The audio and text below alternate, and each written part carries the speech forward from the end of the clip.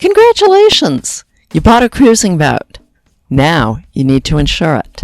So how will you prove to your insurance company that you have the experience to keep your vessel safe? I'm Carolyn Sherlock, and on this episode of the Boat Galley Podcast, I'll share some ideas from an insurance professional on how to gain the experience you need in order to qualify for insurance. But first, let's talk about your boat's teak.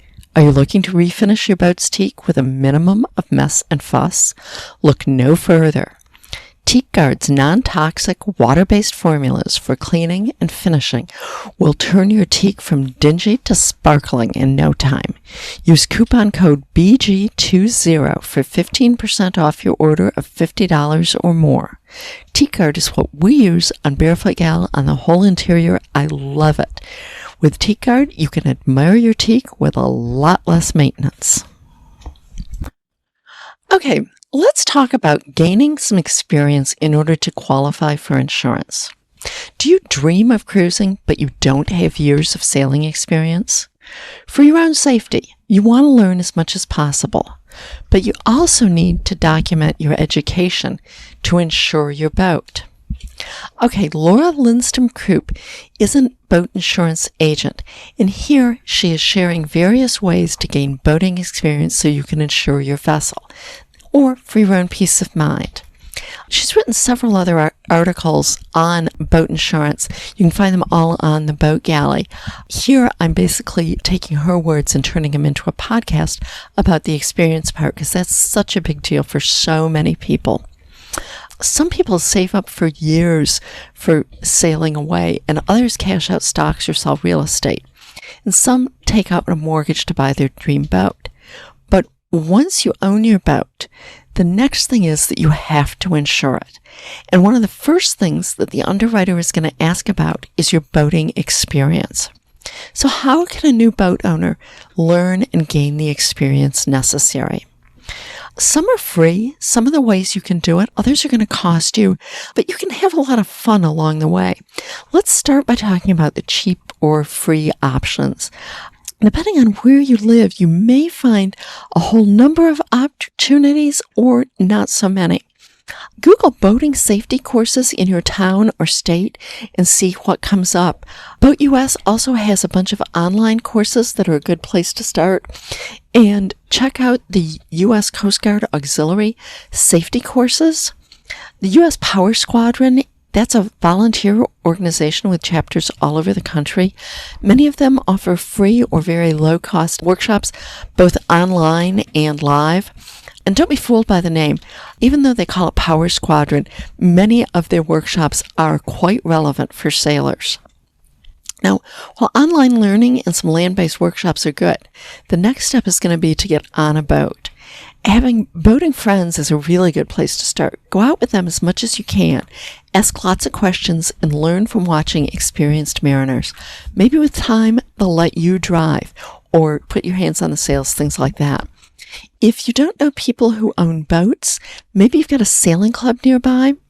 Check sailing club and yacht clubs. In smaller towns, yacht clubs are open to all and generally will welcome people interested in learning how to sail. Some yacht clubs will have a racing night where you can go down to the dock and volunteer to crew. At first, you may just be rail meet, but you're getting out on the water and seeing what's happening. Boat shows, that's another great place to learn. You'll find a lot of seminars there and booths with charter companies and sailing instructors. Consider joining the Seven Seas Sailing Association. They offer GAMs where seminars are given, and you can meet sailors from all over the world. If you have the time, a great way to get experience is to offer to crew on various things. Check out websites that feature people who are already looking for a crew, such as Crew Seekers, Find a Crew, Sailing Networks, things like that.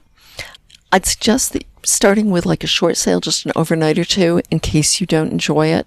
Then with experience, you can work your way up to longer passages. As I started, I also enjoyed reading books by authors who sailed in areas that I was interested in visiting.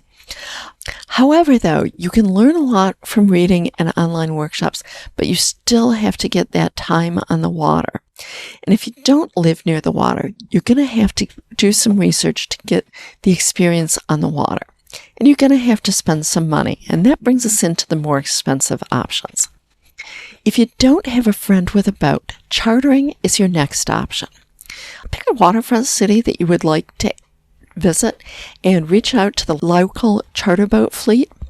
Tell them that you're working on getting experience to operate your own boat one day.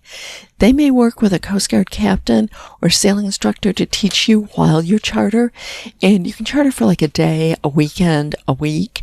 Charters can come with a crew or a bareboat, which means without crew. First time that you go with a crew, but then if that all goes well, start working your way up to a bareboat. And sailing school programs are another good way. They're frequently offered through the American Sailing Association or the International Sailing School Association, as well as just being ones that are unaffiliated. If you're interested in offshore sailing, a Blue Water course can pack a lot of valuable knowledge in a short time and give you some offshore experience. Two really well-known programs are Offshore Sailing by the Colgates and Naughty Ed. Both those I've linked to in the show notes.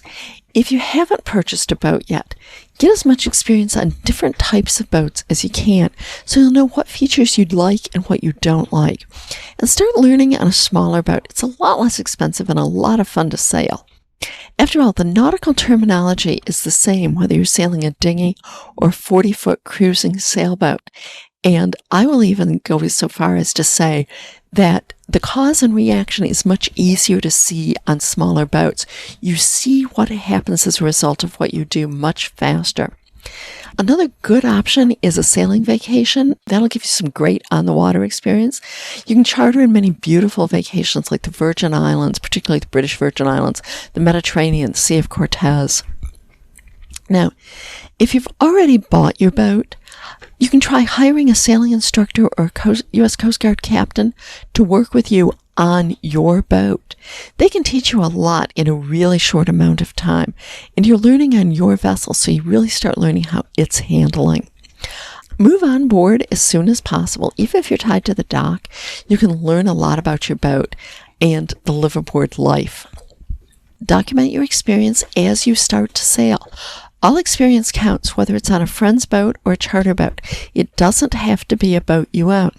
And hands-on experience is more important than online learning. But online learning can get you ready for time on the water and help the training go faster. Time on the water is what the insurance company is going to be looking for. Your insurance company will give you credits for training and experience. If you have no experience, the premium is higher if you can get a policy at all. That's a really tough thing these days. Policies are getting harder and harder. You really have to get experience, and you have to work your way up into boats about the size that you are planning to get. While most people do gather this knowledge and experience before buying a boat, if you simply don't have the time, you might be able to get insurance. That's a might. You'll probably have to hire a captain or sailing instructor to operate the boat until you gain all the skills. And they'll have to sign off on you, and the amount of time that it takes can vary greatly depending on where you're planning to be cruising. Another option is call your local insurance carrier. Sometimes they can specially write a policy that's in very local waters, no offshore or anything, and that's a way to start getting, and then you can kind of be expanding every year. Sailing is truly a wonderful adventure, whether it's around your local lake or bay or an open, but you've got to get that experience if you're going to get a boat, and particularly if you're going to get insurance for it. And if you're going to take out any sort of a loan, you are absolutely going to have an insurance policy.